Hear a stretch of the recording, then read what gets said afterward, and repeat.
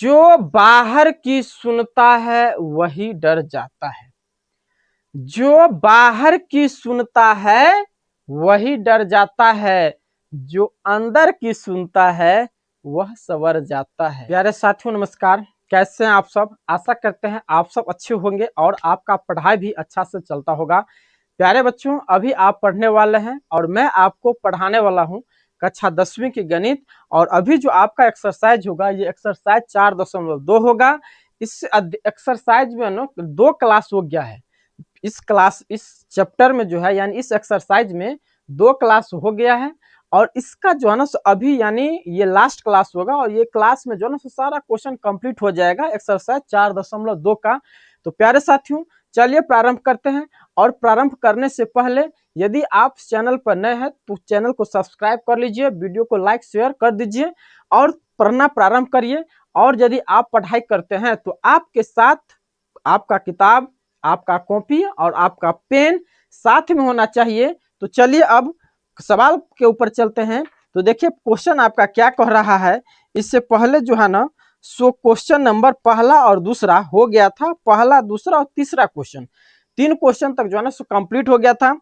अभी कंटिन्यू करेंगे 4 number question, 5 number question और 6 नंबर क्वेश्चन। ये 3 क्वेश्चन को जो है ना सॉल्व करेंगे। तो चलिए बनाते हैं यहाँ पर चौथा नंबर क्वेश्चन। देखिए आपके पास भी किताब होगा जो पेज नंबर 85 में दिया हुआ और आपको स्क्रीन पर भी जो है ना क्वेश्चन दिखाई देता होगा। कहता है क्या, 2 क्रमागत धनात्मक पूर्णांक ज्ञात कीजिए जिनके वर्गों का योग 365 हो। क्या कह रहा है, 2 क्रमागत, क्रमागत का मतलब क्या हुआ, लगातार, लगातार 2 पूर्णांक को ज्ञात कीजिए जिनके वर्गों का योग कितना हो, 365 हो। तो चलिए बहुत अच्छा क्वेश्चन है, VVI क्वेश्चन और एकदम आसान क्वेश्चन है। ये क्वेश्चन एकदम आसान क्वेश्चन है, ये बात बात में बनने वाला क्वेश्चन है। तो पहले लिखेंगे यहाँ पर और आपको मानना पड़ेगा 2 क्रमागत है ना, तो मानना पड़ेगा, माना कि पहली क्रमागत संख्या बराबर, सॉरी पहली क्रमागत, रुकिए, पहली क्रमागत दिया है, पहली क्रमागत धनात्मक पूर्णांक बराबर। माना कि पहली क्रमागत छोड़िए, माना कि पहली धनात्मक पूर्णांक बराबर, धनात्मक पूर्णांक बराबर क्या हो जाएगा, x हो जाएगा। और ये कह रहा है क्या, क्रमागत यानी लगातार में, तो आपने पहली धनात्मक पूर्णांक x माना तो दूसर का क्या हो जाएगा, तो लिखेंगे तथा दूसरी धनात्मक पूर्णांक बराबर x+1। यदि पहला धनात्मक पूर्णांक x है तो दूसर का क्या हो जाएगा, x+1 हो जाएगा। अब यहाँ पर देखिए क्या कह रहा है, फिर एक बार आपको प्रश्न पढ़ना पड़ेगा। कहता है जिनके वर्गों का योग कितना हो, 365 हो। तो कर न दीजिए, तो यहाँ पर लिखेंगे प्रश्न से जिनके वर्गों का योग यानी पहला धनात्मक पूर्णांक और दूसरा धनात्मक पूर्णांक का योग कितना है, 365। तो यहाँ पर हो जाएगा x² वर्ग कह रहा है प्लस x+1 का होल स्क्वायर बराबर कितना हो रहा है, 365 हो रहा है। यही आपसे जो है ना क्वेश्चन में आपको कह रहा है। तो इसको अब सॉल्व करिए, आप नहीं कर सकते हैं, एकदम कर लेना है। x² है तो यहाँ x² हो जाएगा, जोड़ का चिन्ह है तो जोड़ हो जाएगा। और यहाँ पर देखिए x+1 का होल स्क्वायर, ये कथी पर होगा, a+b का फॉर्मूला याद है ना, a+b का फॉर्मूला बबुआ आता है ना, इसका क्या हो जाएगा, a² + 2ab प्लस b², यही फॉर्मूला पर ये हो जाएगा। तो यहाँ पर a का मान कितना हो गया, x और b का मान 1। तो a² यानी x² + 2ab, तो 2xa, तो 2ab हो जाएगा, तो 2x प्लस कितना, b² यानी 1 का स्क्वायर, और 1 का स्क्वायर कितना होगा, 1 न होगा। तो 1 बराबर कितना, 365 अब यहाँ पर देखिए एक्स स्क्वायर तो दूगो एक्स स्क्वायर हो गया ना, कितना हो गया 2x square plus 2x plus 1। 365 जो है सो बराबर के दाई तरफ है, हम बाई तरफ कर लेंगे तो चिन्ह परिवर्तन हो जाएगा -365 बराबर 0 हो गया। अब यहाँ पर देखिए, अब जो है सो आप अपने से हमारा से ज्यादा स्पीड में आप खुद बनाइए तो 2x स्क्वायर प्लस 2x, यहाँ पर देखिए 365 प्लस में ये है तो चिन्ह कथी का होगा माइनस का, 364 हो जाएगा क्योंकि प्लस माइनस में, एक प्लस में और ये माइनस में है तो घटेगा ना, तो 365 में से एक घटा तो कितना 364। अब यहाँ पर देखिए, अब यहाँ पर क्या करेंगे आप कॉमन कर सकते हैं, तो यदि कॉमन कर लेते हैं 2 तो यहाँ पर क्या हो जाएगा एक्स स्क्वायर प्लस एक्स घटे 2 कॉमन किए हैं तो यहाँ पर कितना हो जाएगा 2 1 2, 2 8 16, 2 2 4, यानी 182 बराबर कितना बाबू रे कितना होगा, आप अपने से सॉल्व कीजिए। अब आपसे सवाल ये बनेगा, ऐसा सवाल पिछला क्वेश्चन जो है ना पिछला चैप्टर में बहुत सारा हुआ है, तो आप अपने से भी इसको सॉल्व कर सकते हैं।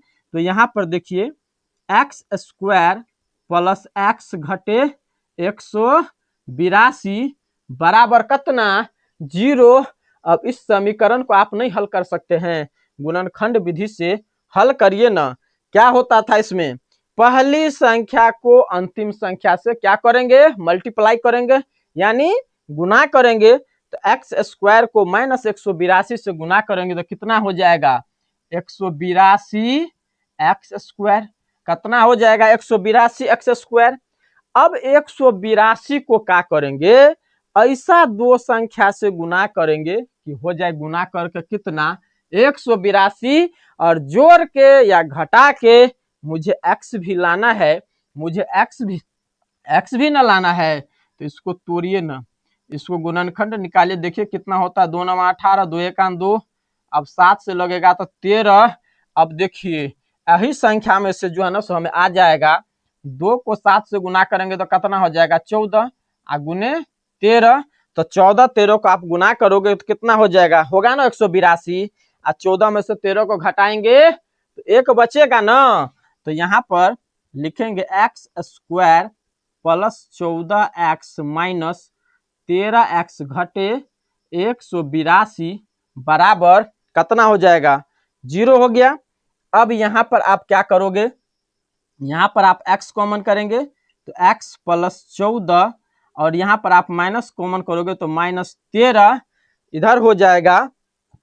आपने -13 कॉमन किया तो माइनस कॉमन किया ना, तो यहाँ माइनस है तो प्लस हो जाएगा x प्लस 14 बराबर 0। देखिए ये और ये दोनों हमेशा बराबर होगा, यदि बराबर नहीं हुआ तो समझिए मामला गड़बड़ है, रास्ता जो है ना सो आप भटक गए हैं, कहीं गड़बड़ हो गया ना, तो रास्ता भटकेंगे तो भटकना नहीं है, ये हमेशा बराबर होगा। तो यहाँ पे हो गया x प्लस 14 और एक हो जाएगा x माइनस 13, x माइनस कितना 13 बराबर 0। अब इसको आप सॉल्व कर दीजिए ना, इधर यहाँ पर है x प्लस 14 बराबर 0 और एक है x माइनस 13 बराबर 0, तो x बराबर हो जाएगा घटे 14 और x माइनस 13 है ना इधर, तो x बराबर क्या हो जाएगा 13 हो जाएगा। यही आपसे पूछ रहा है, ये माइनस में है तो ये होगा नहीं, ये प्लस में 13 है तो पहली धनात्मक पूर्णांक 13 होगा, तो दूसर का धनात्मक पूर्णांक कितना होगा 14 न होगा, दूसर का धनात्मक पूर्णांक कितना होगा, तो यहाँ पे लिखेंगे इसीलिए पहली धनात्मक पूर्णांक बराबर कितना 13, तथा दूसरी धनात्मक पूर्णांक बराबर x प्लस 1 है, तो x प्लस 1 बराबर 13 प्लस 1 बराबर कितना 14, तो यही हो जाएगा 13 14, पहला धनात्मक पूर्णांक 13 हो जाएगा और दूसर का धनात्मक पूर्णांक कितना 14 हो जाएगा, यही आपका प्यारा सा आंसर हो गया, यही आपका जो है ना उत्तर होगा। यही क्वेश्चन में आपसे सवाल पूछ रहा था कि पहला धनात्मक पूर्णांक क्या होगा और दूसरा का धनात्मक पूर्णांक क्या होगा। तो अब आप यहाँ पे देखिए 13 का स्क्वायर करेंगे तो कितना हो जाएगा 169। यहाँ से भी आप चेक कर सकते हैं कि मेरा सवाल सही है कि गलत है। तो 13 का स्क्वायर करेंगे तो कितना हो जाएगा 169 और 14 का गुना करेंगे तो कितना 196 ना होगा। कितना हो जाएगा जी 196। अब दोनों को जोड़ कर देखिए 9 6 15, 9 6 15 16, 2 1 3 आ गया ना 365। आया ना 365। कहता है कि दोनों के वर्ग के योग के बराबर है। तो 13 का स्क्वायर करेंगे तो 169, 14 का स्क्वायर करेंगे 196 और जब दोनों को जोड़ेंगे तो 365 हो जाएगा। ये आप खुद से चेक भी कर सकते हैं कि मेरा सवाल सही है कि गलत है। तो यही आपका कंप्लीट ये सवाल हुआ। तो ये 4 नंबर सवाल था ना जी। अब चलते हैं अगला सवाल। काम से बड़ा कोई धर्म नहीं होता, काम से बड़ा कोई धर्म नहीं होता और मेहनत से बड़ा कोई कर्म नहीं होता। भाई साहब इस दुनिया में कतवो कुछ हो जाए ना, आपका कर्मे काम आएगा। समझ गए ना। यानी आप काम करेंगे, काम से बड़ा जो है ना कोई धर्म हो ही नहीं सकता। समझ गए ना। तो हमेशा काम पर फोकस रखिए और इधर उधर का बात नहीं करना है। तो ये तो चौथा नंबर सवाल हो गया। अब चलिए ना 5वां नंबर सवाल की ओर चलते हैं। 5वां नंबर सवाल क्या कह रहा है, एक तरफ इधर भी देखेंगे 5 नंबर पर। अब आप 5 नंबर क्वेश्चन देखिए, आपको स्क्रीन पर क्वेश्चन दिखाई देता होगा। कहता है क्या, एक समकोण त्रिभुज की ऊंचाई, देख लीजिए समकोण त्रिभुज आ गया और समकोण त्रिभुज का एक कोण कितना होगा, वो हमेशा 90 डिग्री होगा। कहता है एक समकोण त्रिभुज की ऊंचाई इसके आधार से 7 सेंटीमीटर कम है। यदि कर्ण 13 सेंटीमीटर का हो तो अन्य दो भुजाएं ज्ञात करिए। तो आइए इधर फिगर बनाना पड़ेगा, फिगर से आपको जो है ना समझाते हैं। 5 नंबर सवाल है। तो यहाँ पर देखिए पहले आप एक समकोण त्रिभुज बनाइए। इसकी एक भुजा कितना होगा 90 डिग्री का होगा। एक भुजा कितने डिग्री का 90 डिग्री का होगा। तो इसका नाम ए रख दीजिए, बी रख दीजिए, सी रख दीजिए और यहाँ पर देखिए ये जो है बी और सी ये आधार हो जाएगा। ये क्या हो जाएगा आधार। इसको लंब कहिए या ऊंचाई कहिए, ये बात यहाँ पर जो है ना ये लंब हो जाएगा। और ये जो है ए और सी तो ये क्या हो जाएगा कर्ण हो जाएगा। और हमेशा ध्यान रखिएगा कि ये जो है ना कर्ण का जो मान होता है, कर्ण जो होता है लंब और आधार के बराबर होता है। लंब जोड़ आधार के क्या होगा बराबर होगा। तो देखिए ना क्वेश्चन में क्या दिया है। कहता है एक समकोण त्रिभुज की ऊंचाई आधार से 7 सेंटीमीटर कम है। यानी आधार यदि x है तो ऊंचाई कितना हो जाएगा 7 सेंटीमीटर कम है ना, तो x घटे 7 हो जाएगा। और यदि कर्ण 13 सेंटीमीटर तो कर्ण ये हो जाएगा, तो ये 13 सेंटीमीटर हो गया। तो कहता है दो भुजाएं ज्ञात करें। यानी आपसे आधार पूछ रहा है और लंब पूछ रहा है। तो यहाँ पर बनाएंगे, अब बनाना प्रारंभ करेंगे। तो चलिए ना बबुआ चलिए बनाते हैं। तो यहाँ पर लिखेंगे माना कि आधार बराबर क्या हो जाएगा, आधार बराबर x है ना, तो x मान लेते हैं। आधार बराबर x मान लेते हैं तथा लंब बराबर कितना x घटे 7। क्या कह रहा है सवाल में, आधार से जो है सो लंब कितना सेंटीमीटर कम है 7 सेंटीमीटर कम है। तो कम है तो घटाएंगे ना, 7 सेंटीमीटर है तो घटाएंगे। और कर्ण दिया हुआ है तो कर्ण कितना है, कर्ण जो आपका दिया है कितना दिया है 13 सेंटीमीटर कर्ण दिया है। अब इस सवाल को आप कैसे सॉल्व करेंगे, तो इसमें आपको आना पड़ेगा। तो लिखेंगे पाइथागोरस प्रमेय से, लिखेंगे पाइथागोरस प्रमेय से, पाइथागोरस प्रमेय से। अब पाइथागोरस प्रमेय से क्या होता है, लंब स्क्वायर जोड़ आधार स्क्वायर बराबर, तो यह क्या होगा, कॉर्न स्क्वायर न होगा। तो लिखेंगे लंब स्क्वायर जोड़ आधार स्क्वायर बराबर क्या हो जाएगा, कॉर्न स्क्वायर। लंब स्क्वायर जोड़ आधार स्क्वायर बराबर कर्ण स्क्वायर। आपको बताए हैं कि कर्ण जो होगा सो लंब और आधार के बराबर होगा, तो है कि नहीं, बराबर है। तो यहाँ पे लंब आपका कितना है, x-7, तो इसका स्क्वायर कर दीजिए, जोड़ का चिन्ह है तो जोड़, और आधार x है तो x का स्क्वायर कर दीजिए, कर्ण आपका 13 है तो 13 का स्क्वायर कर दीजिए। अब नहीं बनेगा आपसे बाबू रे, अब आपसे न बनेगा, मुझे तो लगता है कि आपसे बन जाना चाहिए। आप भी बनाइए, आप भी कोशिश करिए। तो ए यहाँ पे x-7 है तो ये किस पर सेट होगा, यानी a-b पर, a-b के स्क्वायर क्या होता है, a स्क्वायर आ घटे 2ab आ प्लस क्या, b स्क्वायर, यही होता है ना सूत्र। तो इसी सूत्र पर इसको लगा बैठा दीजिए ना, तो यहाँ पे हो जाएगा a स्क्वायर घटे 2ab, तो यानी हो जाएगा 14x प्लस 49। a घटे b के होल स्क्वायर क्या हो जाएगा, a स्क्वायर घटे 2ab आ प्लस b स्क्वायर आ जोड़ x स्क्वायर है तो x स्क्वायर बराबर, आप 13 का स्क्वायर करेंगे तो कितना हो जाएगा, 169, 169 हो जाएगा। यहाँ x स्क्वायर, यहाँ x स्क्वायर, तो कितना, तो 2x स्क्वायर न होगा, 2x स्क्वायर आ घटे 14x है तो घटे 14x प्लस 49 आ इज आएगा इधर तो -169 बराबर कितना, 0 हो गया। अब आप क्या करेंगे यहाँ पर, तो 2x स्क्वायर घटे 14x 49 को घटाएंगे ना 169 में से, तो चिन्ह माइनस हो जाएगा, तो घटा न दीजिए तो क्या हो जाएगा, 0, 6 में से 4 गया तो 2, यहाँ पर 1 हो जाएगा, यानी 120 होगा बराबर 0 हो गया ना, 9 में से 9 गया तो 0, 6 में से 4 गया तो 2, 120 हो गया।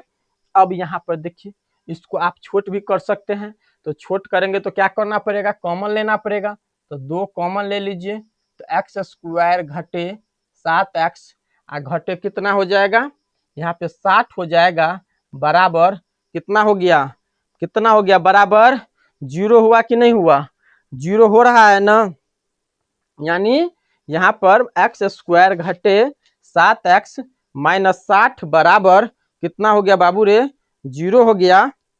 अब आप इसको यहाँ पर x square minus 7x minus 60 बराबर 0 है, तो इसे आप एक्स स्क्वायर घटे 7x घटे 60 बराबर ये 0 हो गया। अब इसको क्या करेंगे, जैसे आपने इस सम यहाँ पर बनाए हैं वैसे ही यहाँ पर बनाएंगे, x को क्या करेंगे, -60 से गुना करेंगे।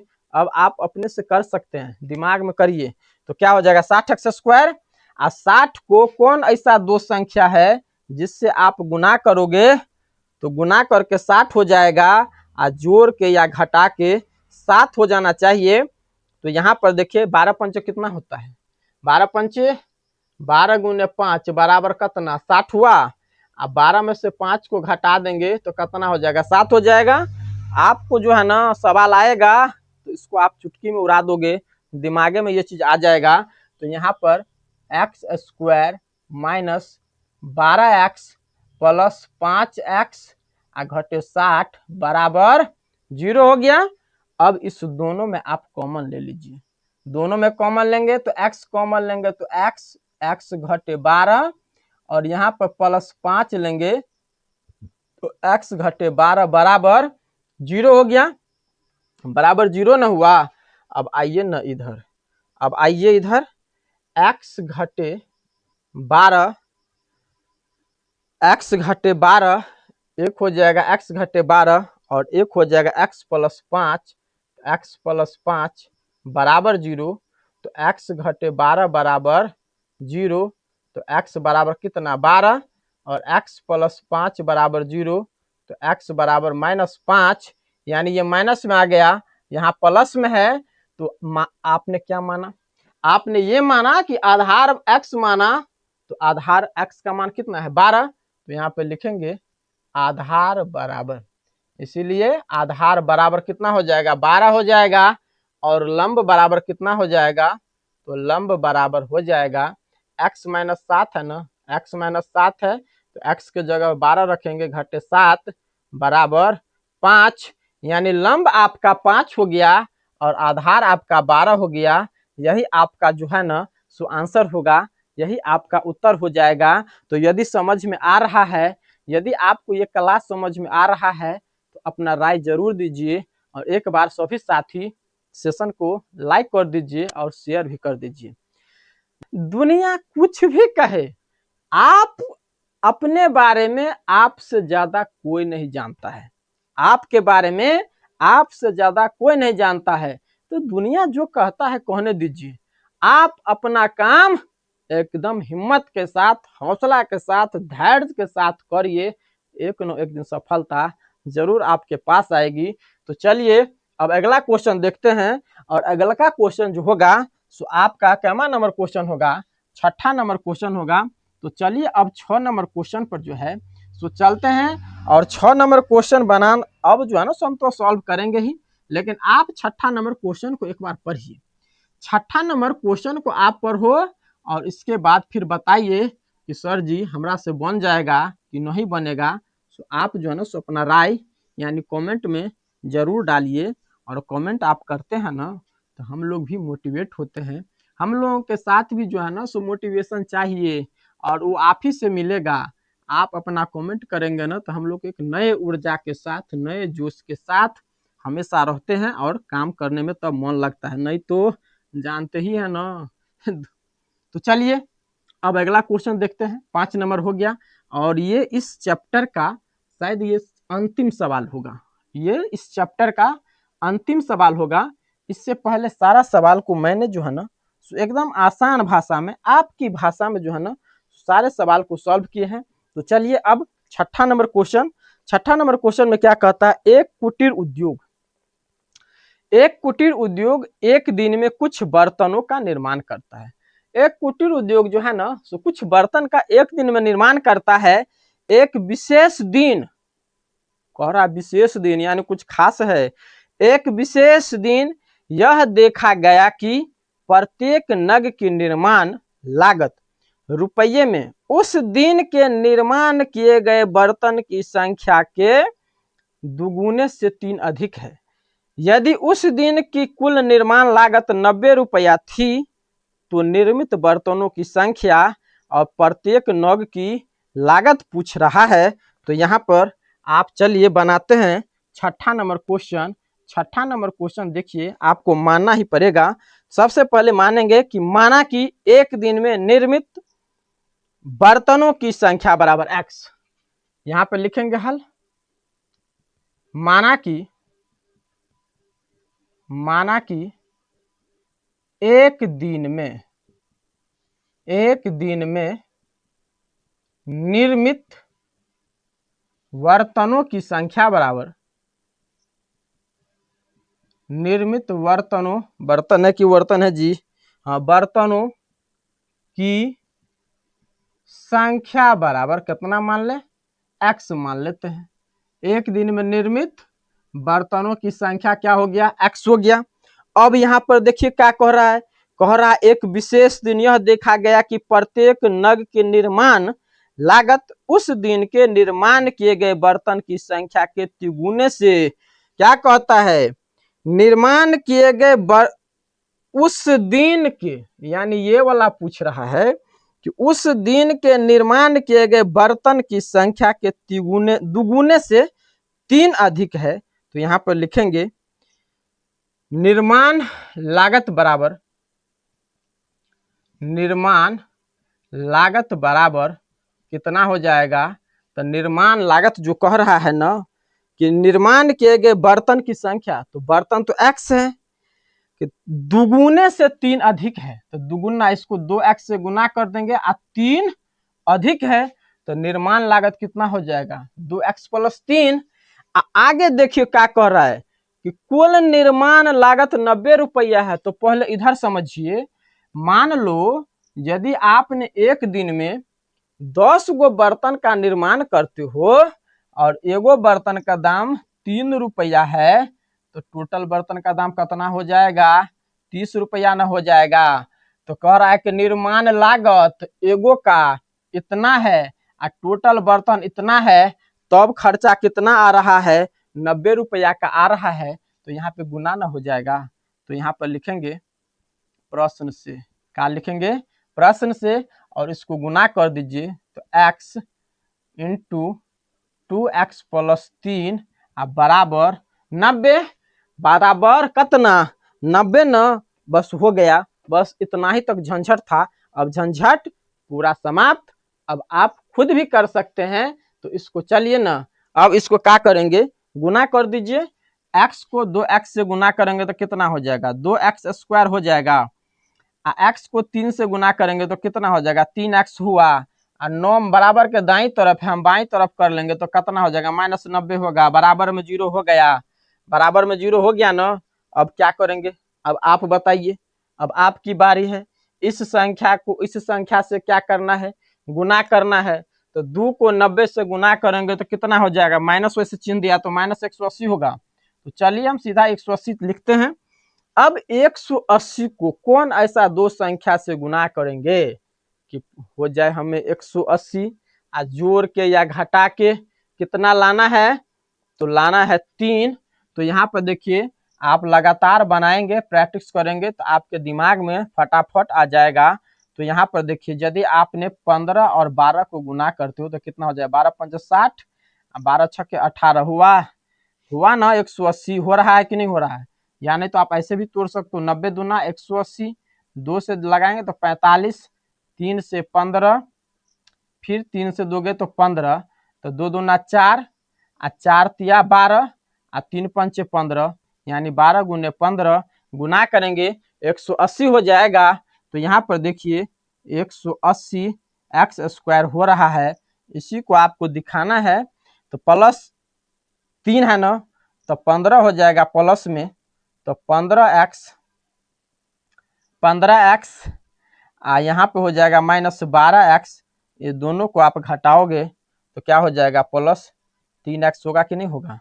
प्लस 3x होगा कि नहीं होगा?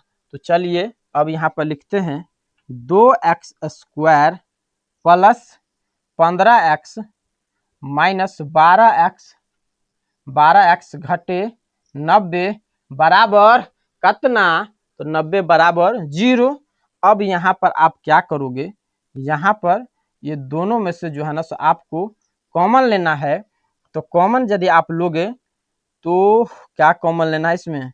यहाँ में इसमें x मिल रहा है तो x कॉमन ले लेंगे।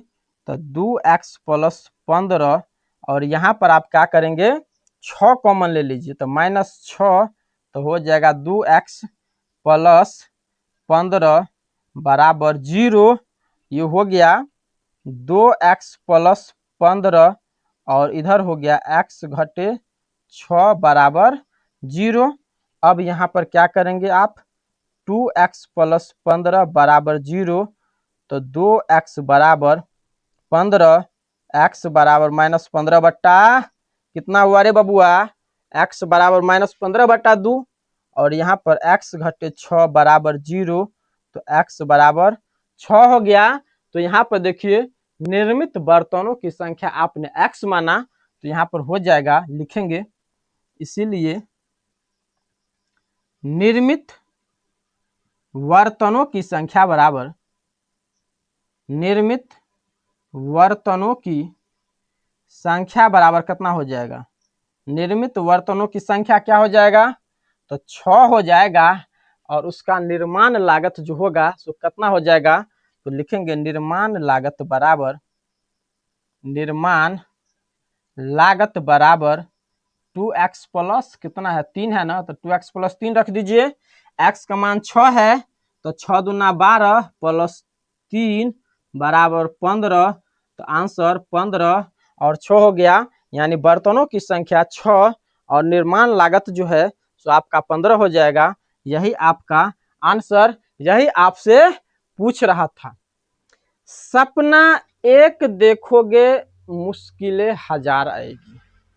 सपना एक देखोगे मुश्किलें हजार आएगी, लेकिन वो मंजर बड़ा खूबसूरत होगा जब कामयाबी शोर मचाएगी। तो प्यारे दोस्तों, प्यारे साथियों, छात्र एवं छात्राएं, आप इसी के साथ जो है ना इस क्लास को आज यहीं पर समाप्त करते हैं।